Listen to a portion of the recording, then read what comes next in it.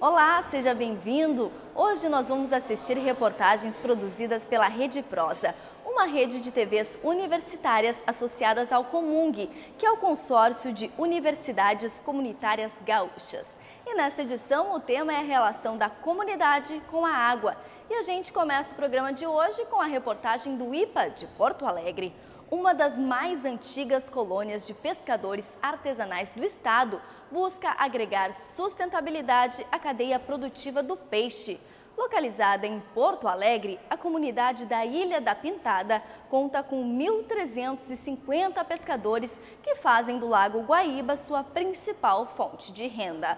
Porém, a baixa produtividade dos últimos anos tem preocupado aqueles que dependem da água como meio de sobrevivência.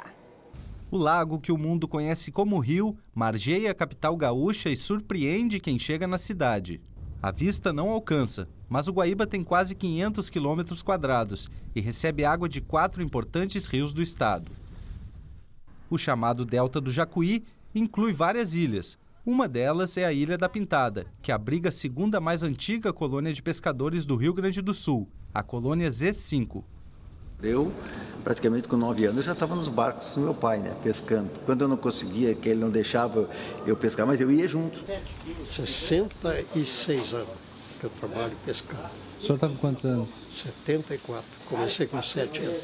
São 1.350 pescadores, cerca de 15% dos moradores da ilha. Para garantir o sustento da família, é preciso madrugar. São 9 horas da manhã e alguns pescadores começam a retornar. Tipo de peixe pegado aí? Tudo. Cascudo, gruatã, piava, branca, biru. Há quanto tempo vocês ficaram no rio aí pescando? 3 horas. Em 3 horinhas pegaram 100 quilos de peixe. A produção oscila muito, depende do vento, do clima, mas quando a natureza ajuda, dá para tirar até 600 quilos de peixe. Mas a pescaria já foi mais farta. Hoje, em torno de 10 a 15 toneladas mês. Ela caiu aí nos últimos 2 anos, em torno de 30% a 40%.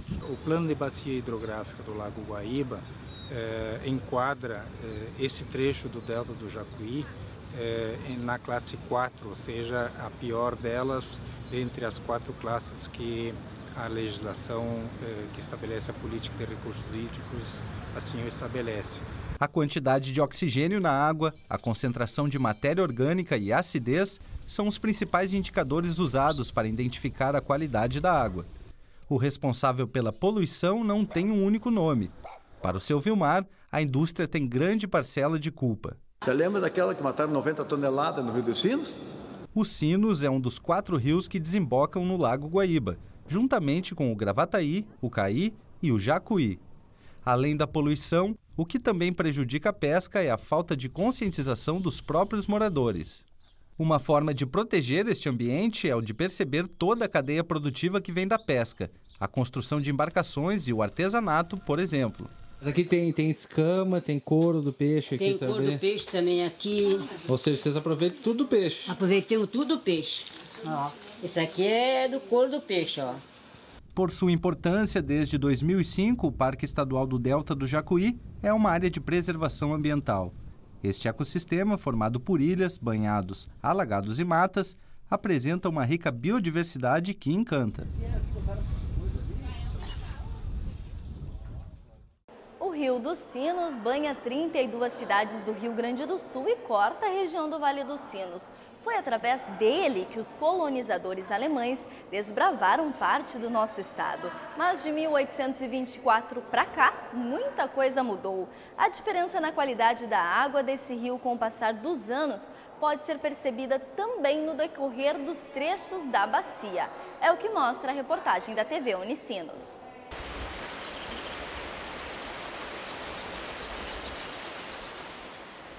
Em meio a essa tranquilidade, poucas casas e construções. É nesse cenário, no município de Caraá, que nasce um rio de curvas sinuosas, batizado como Rio dos Sinos.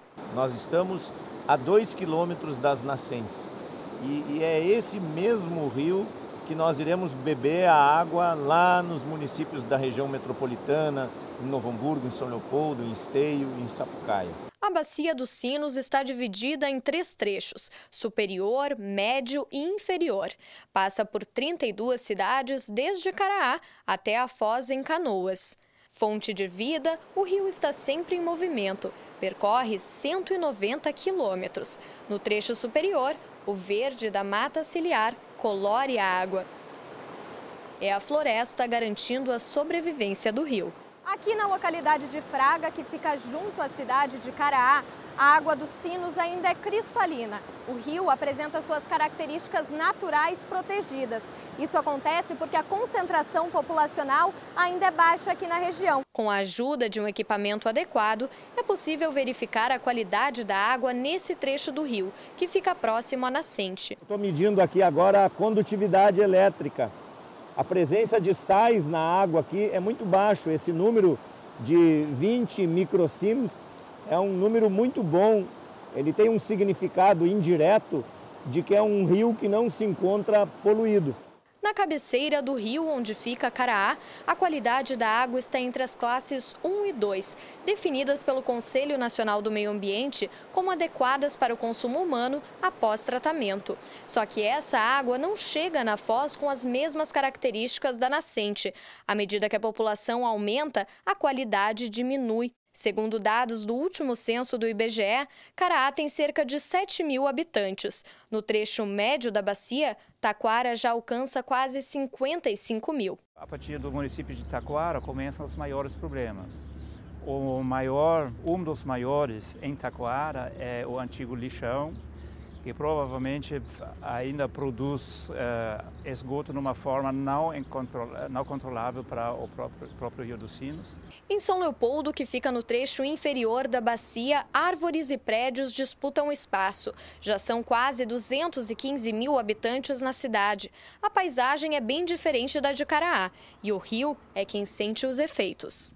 Olha a condutividade agora, né? Lá nós tínhamos 20 e poucos, né? Olha a condutividade aqui, ó, 217. A condutividade elétrica, ela é um indicador indireto da poluição. Ela diz que está poluído, mas não diz quem é que está poluindo. Os moradores acompanham de perto as transformações do Rio dos Sinos. Nasci e me criei aqui na beira desse rio, ali duas ruas ali. Já tomei água direto desse rio. O Rio dos Sinos eu acompanho essa evolução desde a minha idade, assim, praticamente do meu nascimento. Tenho 58 anos. É uma tristeza muito grande, né? Esse rio está sendo degradado dessa forma. Os Sinos está entre os 10 rios mais poluídos do Brasil, de acordo com a Agência Nacional de Águas. A qualidade da água na região atinge a classe 4 em alguns pontos, considerada pelo CONAMA como imprópria para o consumo. Fim de semana vem muita gente, um dia de calor, na beira do rio, aí vem passar o dia, fazer o churrasco, coisa assim. Aí ali fica saco plástico, garrafa PET, copos plásticos. Parte do lixo que é jogado no rio fica retida nesta contenção. A limpeza precisa ser feita semanalmente pela Secretaria Municipal do Meio Ambiente, que tem parcerias com cooperativas de catadores. São elas que separam todo esse resíduo e encaminham para a reciclagem. O maior efeito que isso tem para o rio é a conscientização, né? É o impacto das pessoas circularem na ponte e ver o quanto de resíduo é contido no Rio dos Sinos e é jogado no Rio dos Sinos de forma clandestina. Mas o principal agravante é o esgoto lançado no rio. Na época de janeiro, fevereiro, aí que a gente chama quando ele está na caixa, que ele está bem no nível baixo aqui, é um cheiro assim insuportável. Ele cheio assim até fica bonito, mas quando ele baixa é um rio negro, vamos dizer assim, um Tietê de São Paulo da vida. A água vem bem suja, com aquele cheiro ruim, não dá para tu fazer comida, para tomar banho também. É ruim, daí tem que esperar vir aquela água suja e ir embora para poder tomar banho, lavar a roupa. Em média, apenas 5% da população da Bacia dos Sinos é atendida com coleta e tratamento de esgoto.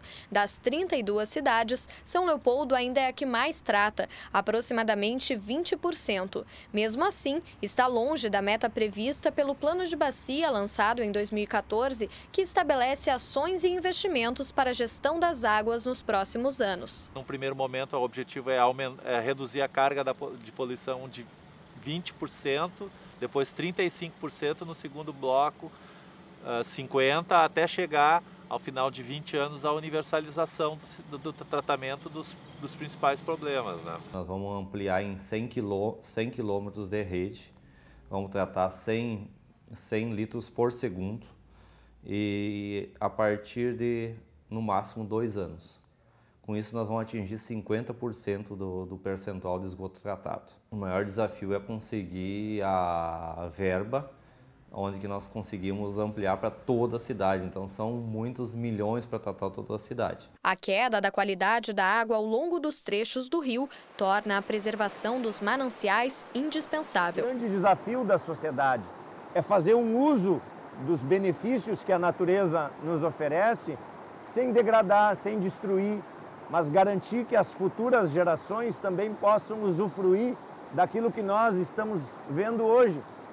Será que os teus netos vão poder ver o Rio dos Sinos que os teus olhos e os meus estão vendo hoje?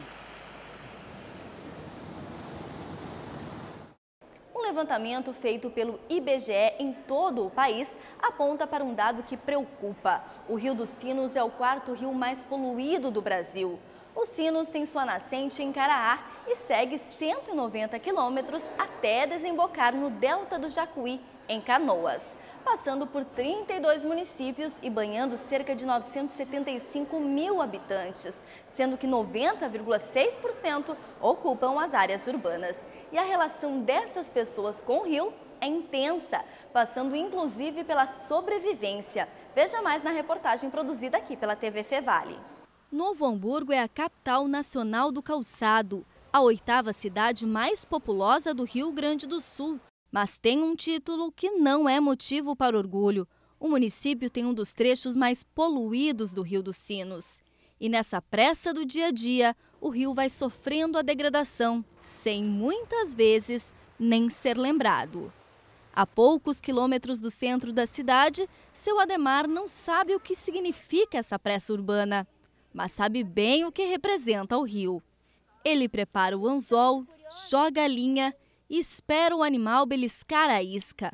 Mas nem sempre isso acontece. Mesmo assim, seu Ademar não perde a esperança. É assim, né? Sabe que diz? Um dia da caça, um dia do pescador. A cada remada nas águas do rio, outra figura conhecida na prainha aparece. Este é seu Sassá, como é chamado pelos amigos. Diferente da maioria, ele não depende dessas águas para sobreviver, mas a relação pode ser considerada de carinho. São 66 anos de idade e metade dessa história ele passou junto a essas águas. O rio, para mim, é a primeira coisa, assim. Como é que eu vou dizer?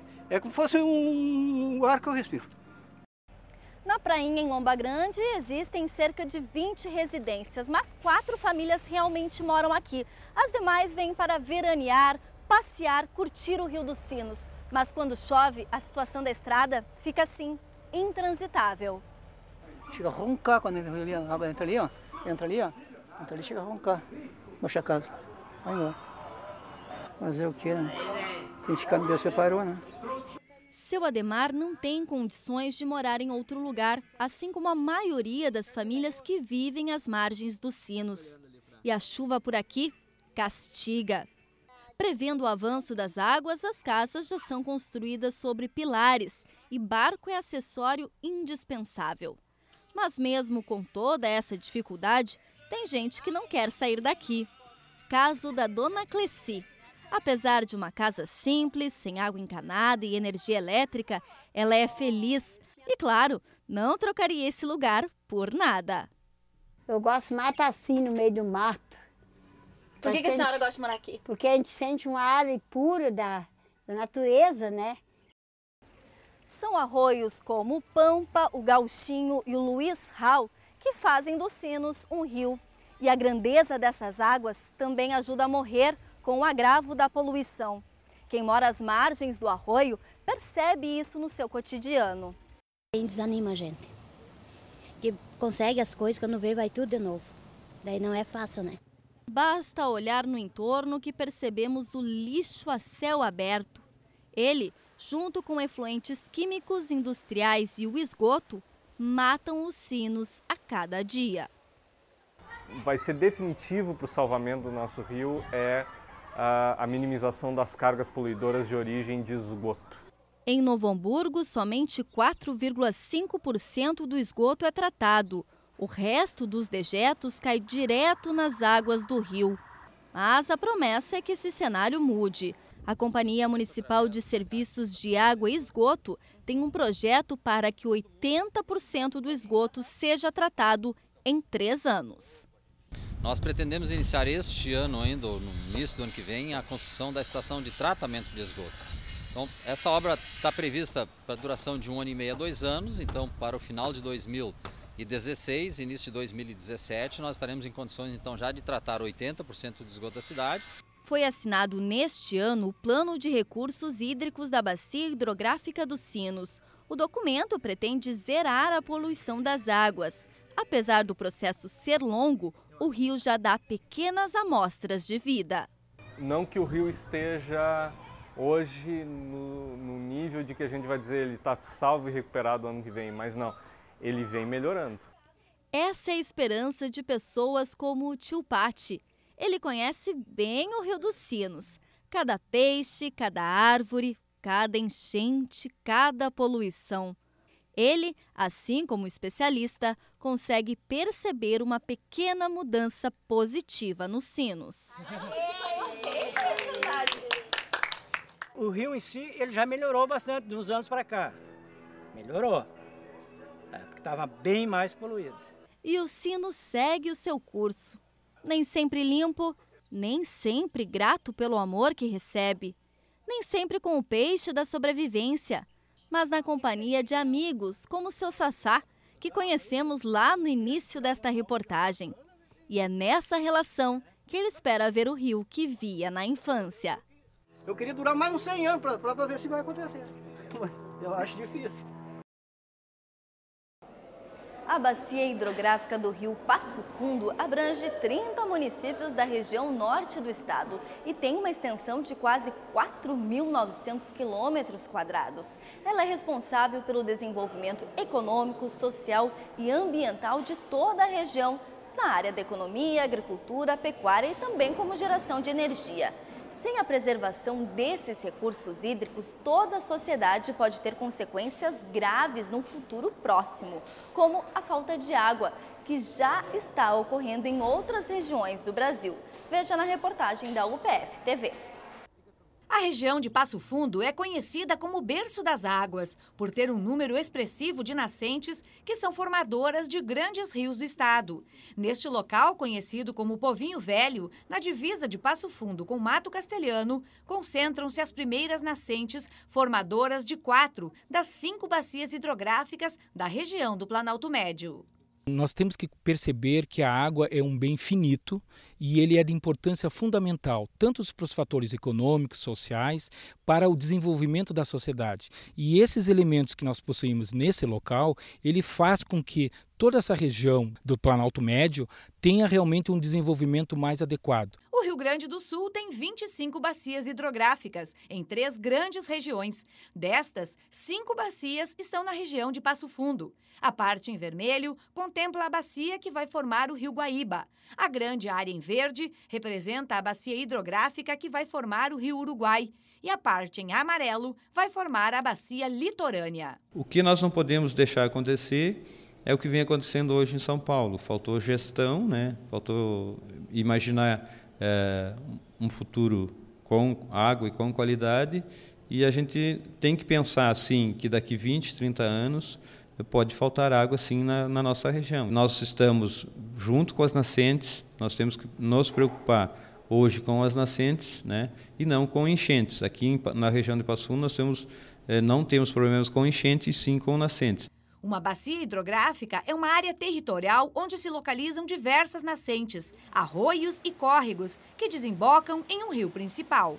A região de Passo Fundo concentra 5 bacias hidrográficas. As águas do rio Passo Fundo, Várzea, Iapuauê e Andava formam a região hidrográfica do rio Uruguai. Já as águas do Jacuí e Taquariantas são formadoras da região hidrográfica do Guaíba. Somente o Jacuí é responsável por 60% das águas que são despejadas no rio Guaíba. Juntas, as 5 nascentes irrigam 302 dos 496 municípios gaúchos.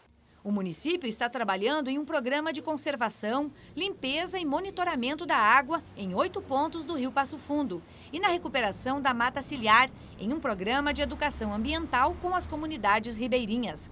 Esta ação vem sendo realizada desde janeiro deste ano. E nós estamos assim com um programa que é de recuperação. O município já faz o levantamento e possivelmente vai fornecer, vai notificar os moradores as áreas que são da proximidade do rio, aquelas que não forem públicas, né? Nas áreas públicas o município já imediatamente vai fazer o replantio da recuperação dessas áreas, e nas que não forem o município vai notificar, vai informar, vai ver qual é a metodologia de recuperação dessa mata ciliar nas áreas particulares. Quem caminha na mesma direção é o Comitê do Rio Passo Fundo. Atuando em 30 municípios da região norte do estado, a entidade desenvolve programas e políticas públicas para melhorar os recursos hídricos de toda a região. E se a gente não preservar essas nascentes, o problema pode ser no futuro, daqui 10, 15, 20 anos a gente pode ter problemas, e não em Passo Fundo só, e sim em todo o estado. Então, a população da região ela tem que se mobilizar para a manutenção e defesa desses recursos que a gente tem aqui. O nosso principal problema é a preservação das nascentes, a questão da mata ciliar, a questão dos investimentos, né, que a gente tem que ter um cuidado todo especial para não interferir no meio ambiente e principalmente no enquadramento das águas, que é o nosso plano de bacias. Portanto, esse local ele tem um valor histórico muito importante, além dos valores hidrológicos, os valores sociais e econômicos para toda uma vasta região do estado do Rio Grande do Sul.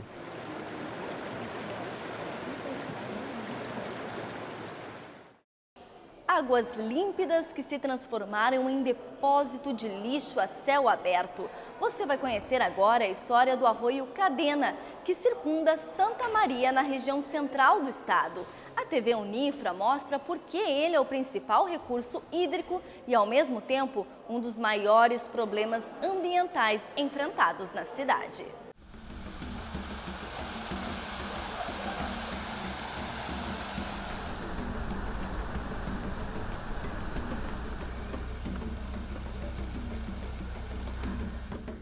Um cenário que se confunde. De um lado, o verde das árvores. Do outro, a poluição. Seu José mora há 52 anos no bairro Salgado Filho, próximo ao arroio Cadena, e recorda com saudade o tempo em que estas águas foram cristalinas. Na minha infância isso aqui era muito limpo, né? Tinha peixe, o pessoal tomava banho, tudo aí. Né? Era muito limpo. Neste outro ponto da cidade, na Avenida Itaimbé, encontramos seu Severino, que reside há 57 anos próximo ao Cadena. Ele nos conta que, de tão limpa, os moradores podiam até mesmo consumir a água. Existia uma bica, e existe até hoje, só ela ficou dentro do canal, né? Eles fizeram o canal ali, cobriram por cima, e ela ficou dentro, existe até hoje a bica. Muita gente ia buscar água ali para tomar. Ele é considerado o principal recurso hídrico de Santa Maria. No final do século XVIII, quando espanhóis passaram por aqui, perceberam que o arroio circundava a região e então o batizaram de Cadena, que significa cadeia. Hoje sabe-se que ele cerca 3/4 da cidade. A nascente do Cadena fica no bairro Nossa Senhora das Dores. No trajeto, as águas percorrem 13 bairros, o que equivale a 16 quilômetros, até desaguar no arroio Arenal. Com o passar dos anos, cresce o número de ruas e moradias na cidade. Mas não é só isso. Com a urbanização, aumenta também a produção de resíduos. Hoje, o curso d'água que marcou a infância de moradores como José e Severino é alvo do descarte de lixo e esgoto clandestino. Esse lixo aí vem o pessoal de fora aí, joga aí, vem de carroça, vem de caminhoneta, vem e toca, mas vem à noite. Cansamos de ver as noites eles indo colocar aí. O morador pode ter a consciência, mas continua tirando um lixo ali porque ele não tem esgoto ligado, a casa dele ligada à rede. Ele não tem esgoto ligado à rede, por quê? Hoje não tem a desculpa que não tem a rede de esgoto. Essa região toda central de Santa Maria é atendida por rede de esgoto, que ela corre até paralela ao Cadena, vários pontos. Então, aí falta, ação de órgãos públicos, né? Políticas públicas direcionadas principalmente o município com relação a isso, de tornar obrigatório, verificar as ligações. A fiscalização hoje do Batrão Ambiental, nós trabalhamos em cima de requisições para vistorias e atendimento de denúncias. E várias dessas denúncias já aconteceram referentes ao descarte de resíduos no Arroio Cadena. Esse crime é um crime previsto na Lei 9.605, de 98, e prevê uma pena de reclusão de 1 a 4 anos. Então é um crime que quando nós constatamos o fato, cabe a prisão em flagrante. Além do mau cheiro, o lixo jogado no Cadena traz danos à saúde da população, principalmente de quem mora às margens do arroio. Primeiro, o risco de contaminação por com a leptospirose, que é do caso dos ratos. Quando tu tem um alagamento, os ratos saem e aí avançam para dentro das casas. O próprio resíduo, né, de comidas que são lançados próximo desses locais fazem com que haja uma proliferação de ratos. E isso, então, é um problema de saúde pública, né? O mosquito é berçário da dengue, por mais que se tenha de tudo, do borrachudo, tudo que se encontrar aqui, em função do quê? Do acúmulo de matéria orgânica, do lixo atirado em volta, da falta de manutenção. De acordo com o secretário de Meio Ambiente do município, a Prefeitura desenvolveu ações para a limpeza da extensão do curso d'água entre os anos de 2009 e 2010. Mas hoje não existe nenhum projeto para a revitalização do local. A primeira preocupação que nós tivemos, e foi já há algum tempo atrás, no início deste governo, no sentido de que houvesse a educação no sentido do melhor aproveitamento da área e respeito à sinalização que o meio ambiente dava ao setor. E se fez esse projeto, que hoje ele está, não digo paralisado, mas está em stand-by, no sentido de regularizar a ocupação indevida por parte da população, através de famílias que ocupam áreas que são chamadas áreas de preservação permanente. Enquanto não se chega a uma solução para resolver o impacto ambiental causado pela poluição, os moradores da Avenida Itaimbé, um dos pontos por onde passa o Arroio Cadena, decidiram que neste trecho não tem mais espaço para o lixo. Cansados de esperar por uma resposta do poder público, eles optaram por ações simples, mas que podem mudar o lugar em que vivem. Pintemos, ajeitemos, daí nós temos aí, plantamos umas frutas, daí já fica lá para os outros. Melhorou bastante. Isso aí tava feia a coisa.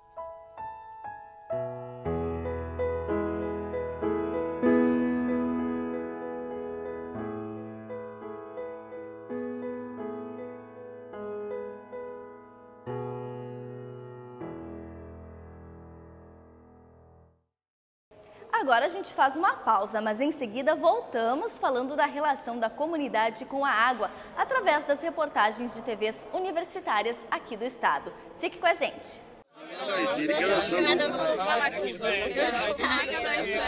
Rede Prosa.